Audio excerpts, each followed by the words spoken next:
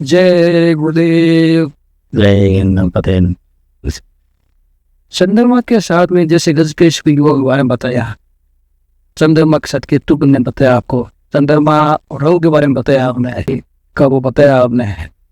चंद्रमा के साथ में एक और योग बनता है। चंद्रमा के साथ मैंने आपको गजकेसरी योग बताया, बृहस्पति के साथ में चंद्रमा मिले तो गजकेसरी योग, चंद्रमा के साथ राहु जब एक बैठे तो चंद्र ग्रहण योग, चंद्रमा के साथ में अगर शनि बैठे तो विषय होता है, विषय योग बनता है। विषय योग बनता है, विषय योग से नाम ही विषय, विषको अगर कहें तो जहर किसी के प्रति इच्छा रखना या आपके प्रति कोई इच्छा रख रहा है तो एक जहर वाली भावना या इच्छा वाली भावना वो इस योग से प्रतीक होती है। आप जिस जातक के होता है वो भी रखता है और उस जातक के प्रति ज्यादा लोग रखते हैं चंद्र शनि की उस योग से।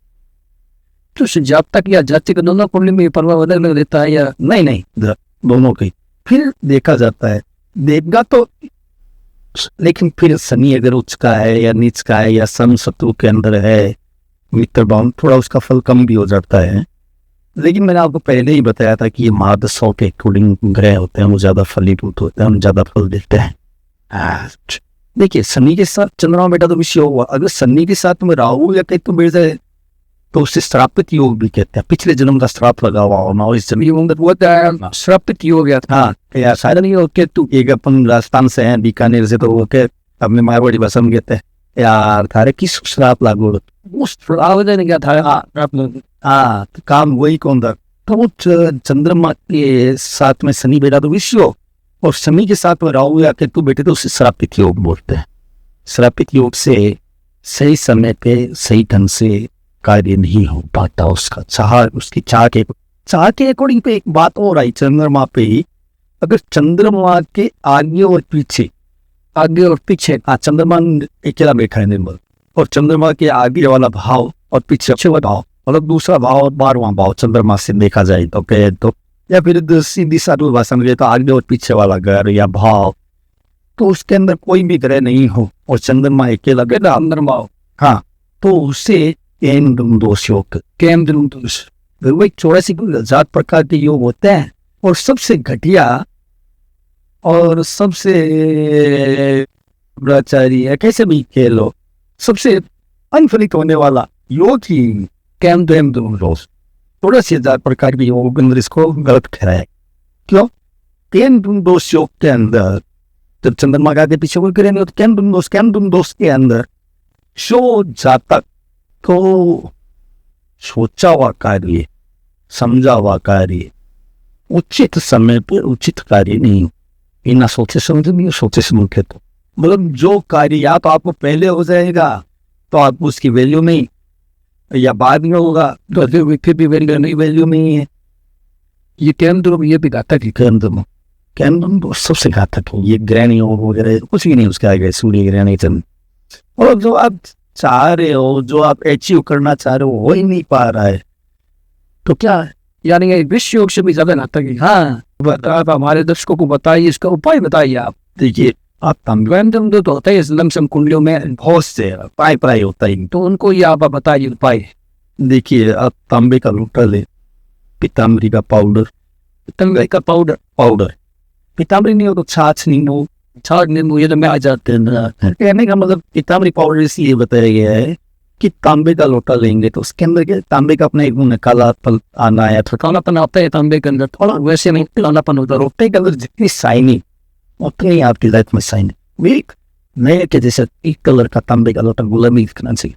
लोटा से कितने छोटा ही लेना है, हाँ ज्यादा बड़े की जरूरत नहीं, ले तो कोई दिक्कत वाली बात भी नहीं है।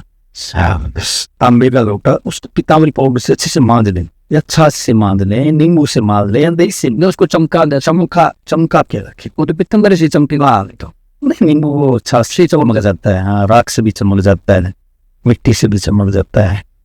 तो उसको अच्छे से फिर कोई पीताम्बरी से ज्यादातर यूज करते तो उसका फिर केमिकल होता है पीताम्बरी में, उसको अच्छे से 3-4 पानी से साफ धो दें, फिर शुद्ध जल, 2 बूंद गंगा जल, 2 बूंद गुलाब जल और फिर शुद्ध जल बेटा भर गया, लोटा भर गया।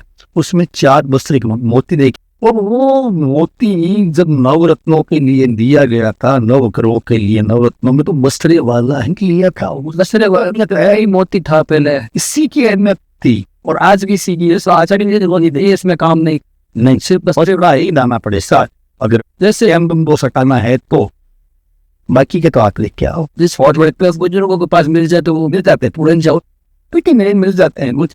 बाकी आप 100 करोड़ की हीरो का अरेंजमेंट कर सकते हैं, लेकिन आप 1 करोड़ का बसरी का जल्दी से अरेंजमेंट नहीं कर सकते हैं। बसरे का मोती जल्दी उसके तो वो पहुंचना पड़ेगा, उसको एकदम डालना पड़ेगा क्या। 4 मोती उसके अंदर लोटे में डालो, गुलाब जल, गंगा जल और शुभ जल और 4 मोती, 4 सोने की तार के अंदर उसको पिरो। मतलब मोती ऐसी योग हो जाएगी ना, चंद्रमा और सोना मिल गया, सोना बृहस्पति हो गया, चंद्रमा मोती चंद्रमा हो गया तो गज केसरी योग विकार करेगा। मंगल यश कीर्ति का कार्य तत्व और लोटा, यश भी तो चाहिए ना, राजा की तरह जिंदगी भी तो चाहिए ना आपको। भाई राजा जो के वो हुक्म के तैयार, तो चारों मतलब एक सोने की तार के आग के अंदर उसको पतली सी तार हो, कोई मोटी की जरूरत जैसे होती वो साथ जो छेद करवा करके छेद वाले हो तो वो उसके अंदर डाल। तो वैसे ऐसे नहीं डाल सकते मोती को, ऐसे नहीं, ऐसे नहीं, फिर उसको निकालो और करो, फिर इधर उधर लुढ़क नहीं जाए, वो पकड़ने में भी आसान हो। योग भी आपका गज केसरी योग भी काटता तो बनता है उससे। अगर सोने का अरेंजमेंट नहीं हो, चांदी की तार पिरो लो भाई। चंद्रमा एक ही धातु है, चांदी का चंद्रमा का धातु ही हमारे चांदी है। जब मोती मिलेगा वो चांदी में सोने में कर भी सकते हैं। फिर लेकिन ढक्कन है ना आपको उसके ऊपर चांदी का चाहिए, क्योंकि आपका जो चंद्रमा है ना लोटा वो तांबे का और ढक्कन उसके ऊपर चांदी का, ढक्कन चांदी का चला पर श्री सूक्त का पाठ करें। श्री यंत्र लाइन, श्री उस इस पेटी का लेके आ जाओ या श्री यंत्र आप लेके आओ कागज का, लेकिन उसके ऊपर गोल्ड लाइनिंग से उसकी लाइनिंग है जो कि गोल्ड निकल बस मिल जाती है गोल्ड। जैसे तांबे के मिलते हैं श्री यंत्र, वो और नहीं तांबे का नहीं, तांबे का श्री यंत्र नहीं, या तो कागज का या स्पेटिक का या चांदी का। जैसे प्रिंट के डाले प्रिंटर से वो चल जाएगा कागज नहीं, 10 रुपए का रेडीमेड मिलता ही है धरू भाई। इसका मिल जाओगे बस गोल्ड लाइनिंग वाले मिलते ही है, क्यों खरीदने करवाना है जब मिल रहा है आपको। जैसे कुछ वो ना भोजपत्र में बना कर देते हैं, वो भोजपत्र वाली बात अलग, वो अलग है। लेकिन ये सबसे बेटर ही है, इसको बढ़वा लो कांच के फ्रेम के अंदर। मंदिर का ईशान कोण आपका उत्तर और पूर्व कोने के मंदिर का या घर का नहीं, घर के अंदर तो मंदिर ईशान कोण बनाते ही है। हमने कुछ मिनट अलग जगह रखते हैं लोग रखते हैं उस मंदिर वो वास्तु वाली चर्चा जब अपन करेंगे उसके अंदर बताएंगे, लेकिन मैं मंदिर क्या उत्तर पूर्व के कॉर्नर के अंदर उस कोने के अंदर ईशान कोण बन गए, वहां पर रखें और लोटे को ऐसे रखे सामने और श्री सूक्त का पाठ करें। भाई आज लक्ष्मी के बिना कुछ भी नहीं है ना, तो श्री सूक्त और शांति में मिल जाए तो आप श्री सूक्त का पाठ करें। श्री सूक्त का पाठ करने के बाद हम लोटे को ऐसे नहीं करके लोटे की तरफ ऐसे फूंक मार दें और उसके बाद जैसे फूंक मारे वैसे ढकना, ऐसे करके बिजली मारनी तो फिर जूठा ऐसे उसकी तरफ से ऐसी ऊपर उसकी तरफ ऐसा विधान बताया। फूंक मार फिर उस लोटे को आप इस श्री यंत्र के आगे रख दो और वो चांदी वाला ढक्कन है, प्लेट हो या कटोरी है कोई भी, वो उस लोटे के ऊपर रख।